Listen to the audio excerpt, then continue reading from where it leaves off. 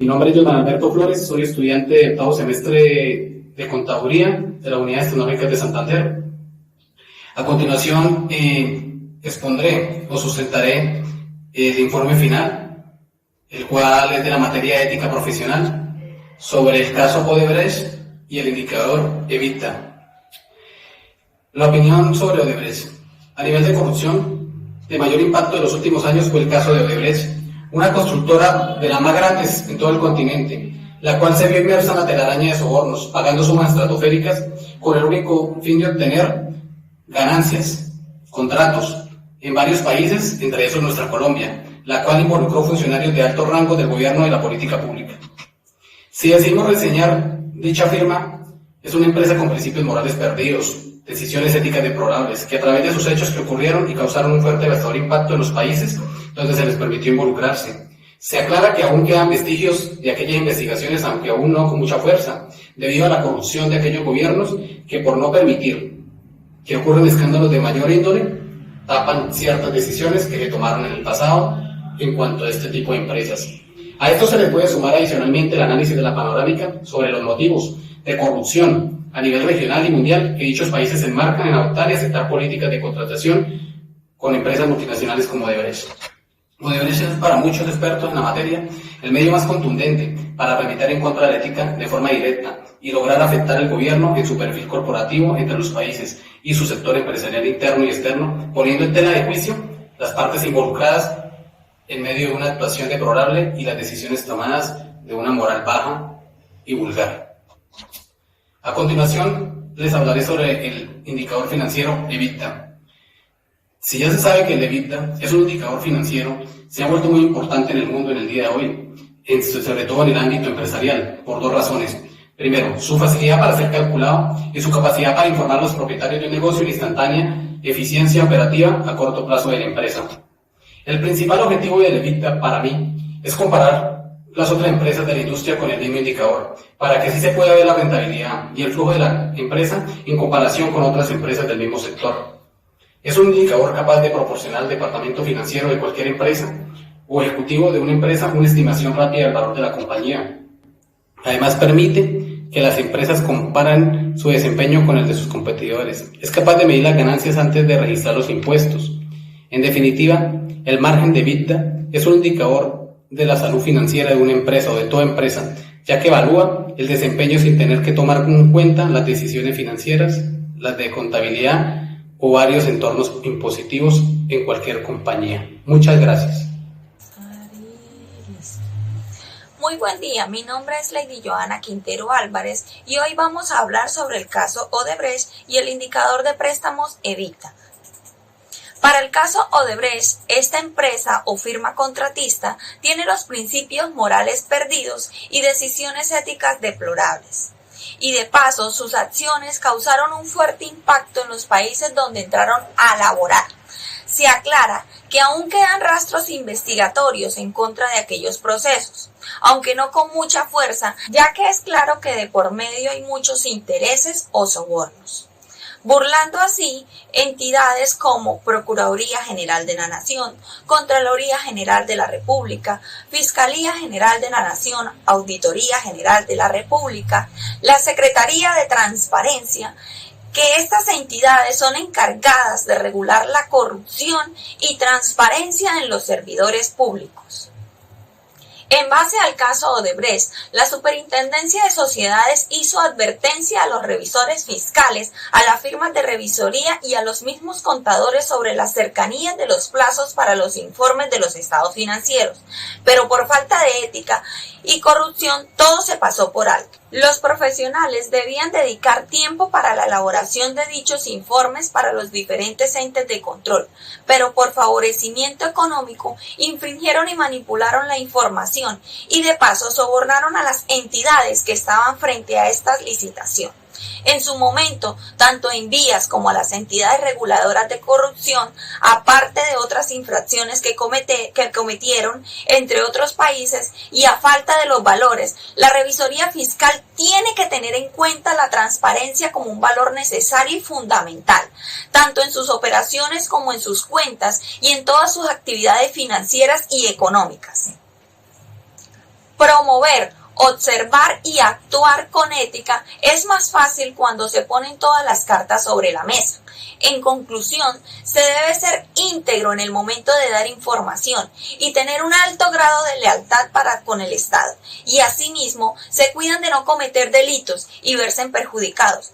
Pero debe haber un filtro para con los revisores fiscales y así evitar acciones fraudulentas.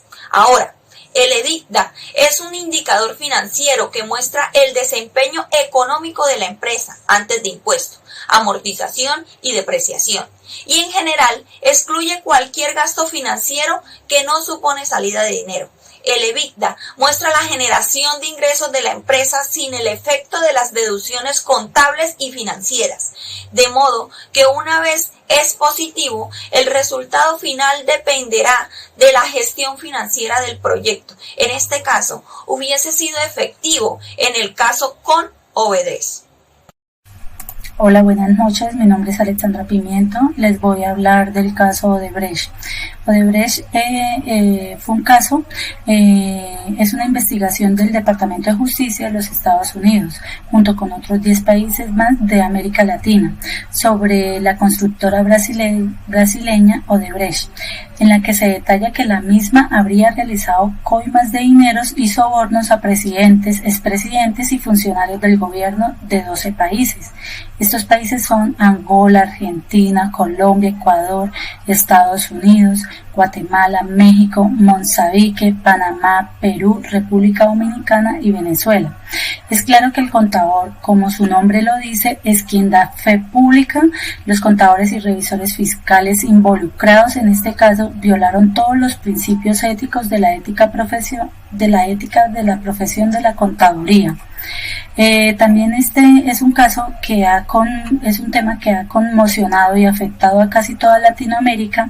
Es uno de los casos más grandes de corrupción que se han visto con varios países involucrados. Y lo más asombroso es cómo las directrices de estos países se ven envueltos en este proceso. Y son los que directamente están involucrados con los sobornos, lavado de dinero, corrupción. Y en el caso de Colombia es así como los presidentes pretenden mejorar el país siendo líderes de sobornos para su beneficio propio y su ambiciosidad. Para la profesión contable es vergonzoso que los revisores fiscales y los contadores que hacen parte de este caso están tachando el nombre de la profesión. Y aunque no se puede tapar con un dedo que muchos de nuestros colegas no les importa pasar por encima de los principios éticos de nuestra profesión, habremos quienes aún podemos luchar porque nuestra profesión sea transparente e intachable. Muchas gracias. Mi nombre es Fidelia Elisa Carvajal Rojas y yo voy a hablar sobre uno de los grandes casos de corrupción como es el caso llamado Odebrecht. Para mí es el medio contundente para arremeter en contra de la ética profesional en forma directa que logra afectar el gobierno en su perfil corporativo entre los países y su sector empresarial interno y externo, poniendo en tela de juicio las partes involucradas en su actuación y la toma de decisiones. Es así como la gran importancia de los sobornos hechos por Odebrecht al gobierno colombiano y otros países, y se logra evidenciar cómo se ensobrecen a los políticos y empresarios y deja por el suelo su reputación de los políticos y empresarios y que deja entredicho la imagen corporativa por la falta de decisiones éticas de una de las firmas constructoras de mayor importancia en América Latina. Se habla mucho sobre estas anomalías como es el caso de Odebrecht, que tanto nos afecta como afecta al gobierno de manera directa, poniéndolo en un jaque a nivel nacional, siendo nacional e internacional, por la corrupción que ha tomado este caso, sobre la licitación pública que ha tenido la corrupción y que es el pan de cada día en la sociedad colombiana. Lo que preocupa sobre todo esto es que tan solo no es Odebrecht. que ha ocasionado tantos desfalcos en cuanto a los temas de corrupción. También existen otros casos como el tema del carrusel de la contratación, que fue por los hermanos Nule, también los de los hermanos Moreno, también sobre agroingreso seguro y entre muchos más. La pobre opinión pública que se ha hecho sentir esporádicamente por el medio de las redes sociales, donde se reprocha de manera inútil del hacer de los gobernantes. Bueno, también voy a hablar sobre el indicador económico EBITDA. Bueno, es un indicador financiero que muestra el desempeño financiero de una empresa y también tiene que ver sobre sus impuestos, amortizaciones, depreciaciones y en general que excluye cualquier gasto. El EBITDA muestra una generación de ingresos de la empresa en el efecto de las deducciones contables financieras, de modo que a su vez el EBITDA es positivo en el resultado final y dependerá de la gestión financiera del proyecto. Muchas gracias. Buenas tardes, hoy les vengo a hablar de Odebrecht y el EBITDA.